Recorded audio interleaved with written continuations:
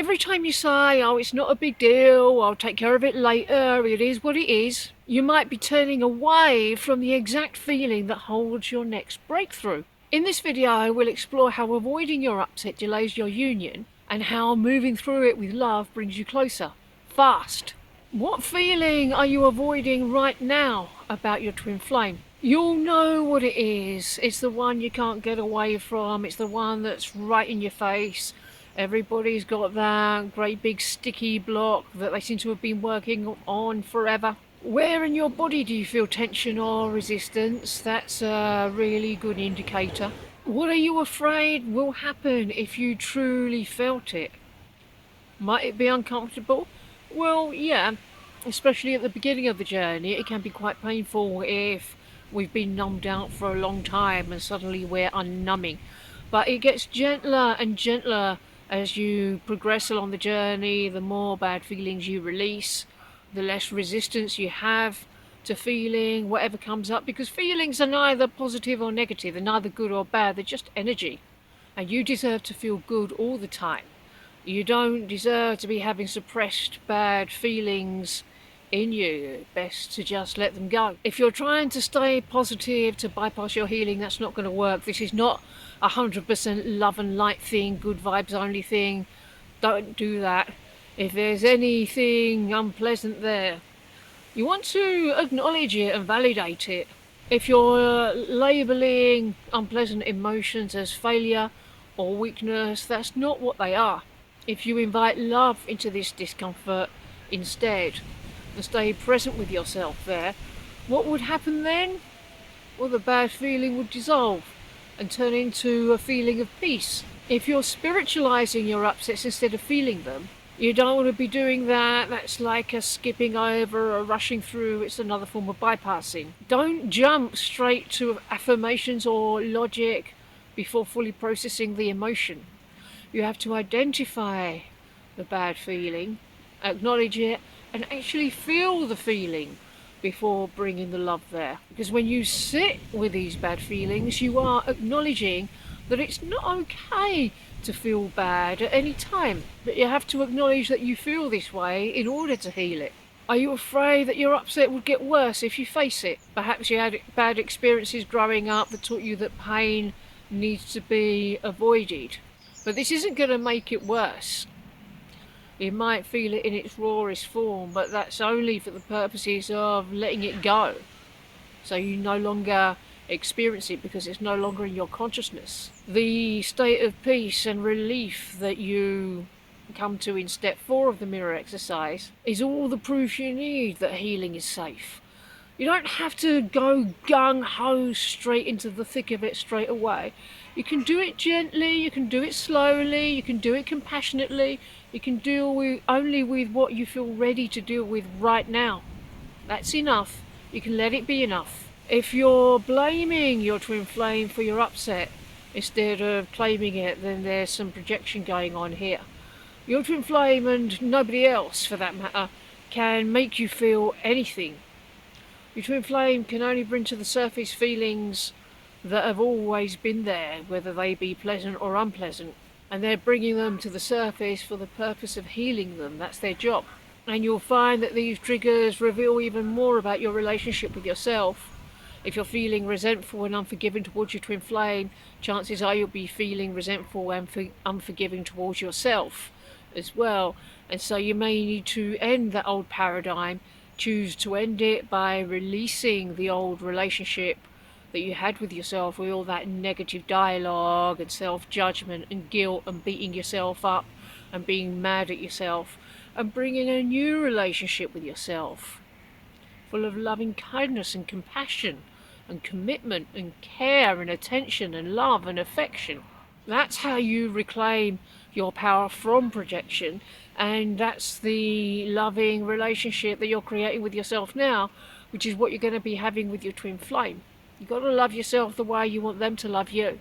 Are you afraid that if you face your upset you're going to lose your twin flame?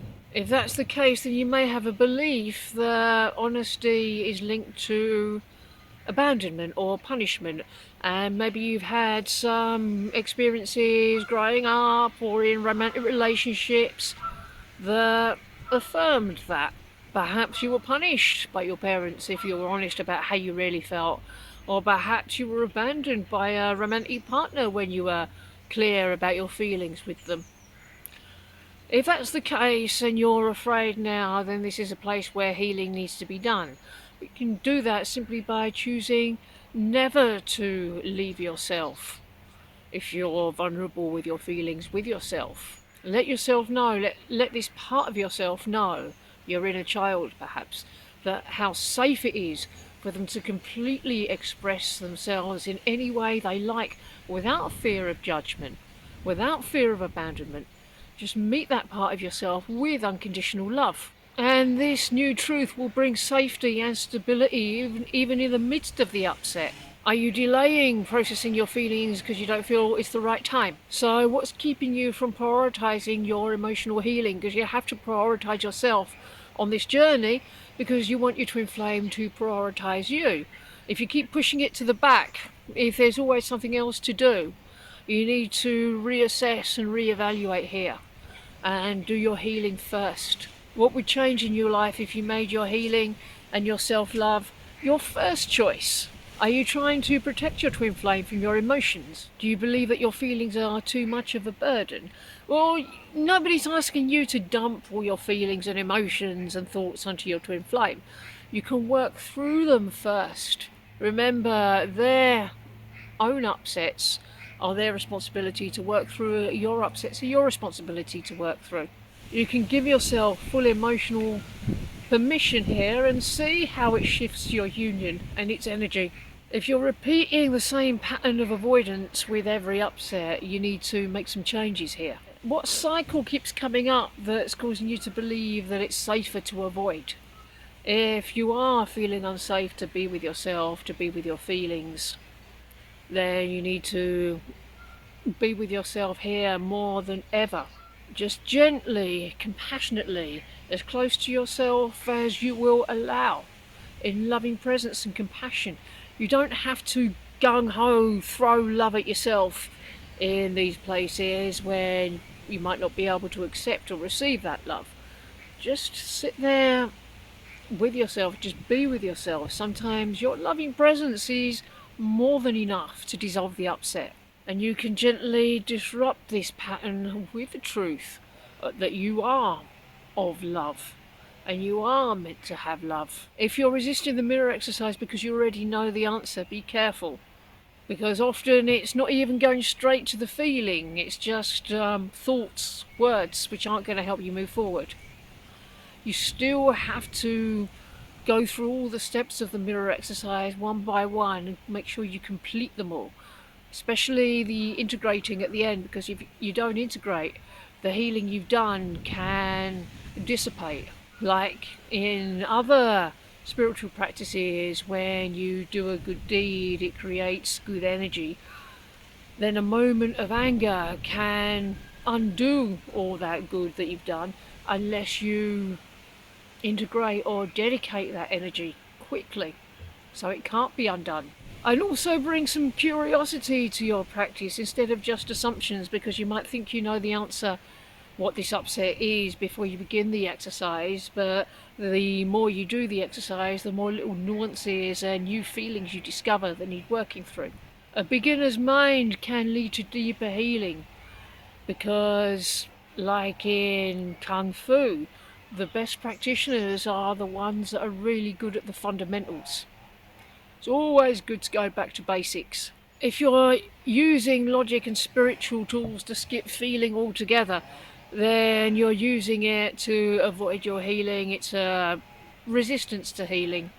It's not about labeling the feelings, it's about feeling them. If you're hiding behind the terminology instead of actually doing the exercise, you're not going to progress with it. Look at what emotions are beneath this mental activity. If you're asking God to take the upset but not really giving it to him, then you're still trying to hold on to control or guilt because you believe you're getting something from that. There must be some secondary benefit to holding on to that. So ask yourself, what are you getting from trying to control the journey yourself and not giving it to God? And this will help you surrender more completely through divine love. Your twin flame doesn't abandon you. but it's your fear that makes you abandon yourself. When you turn towards your feelings with compassion and curiosity, everything changes. In these videos, I'll show you how to heal a current upset step by step with the mirror exercise so you can move into peace and alignment.